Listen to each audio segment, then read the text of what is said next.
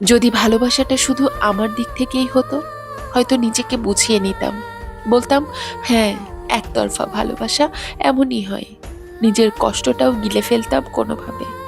কিন্তু সমস্যা হলো, ভালোবাসি কথাটা সেও বলেছিল, সেও হাত ধরে বলেছিল থাকো পাশে, সেও আশা দেখিয়েছিল, স্বপ্ন দেখিয়েছিল। আর সেই কারণেই আজকে এই ব্যথাটা এত গভীর লাগে। একতরফা হলে মন ভাঙতো ঠিকই, কিন্তু প্রতিশ্রুতির ভাঙার শব্দ এত ছুরির মতো লাগতো না। কারণ দুজনেই যখন ভালোবাসি বলেছিলাম, তখন তো আমি বিশ্বাস করেছিলাম, অনুভব করেছিলাম সত্যি দুজনের মানুষ। আর সেই জায়গা থেকেই আজকে বুকের ভাঙাগুলো আরো জোরে শোনা যায়।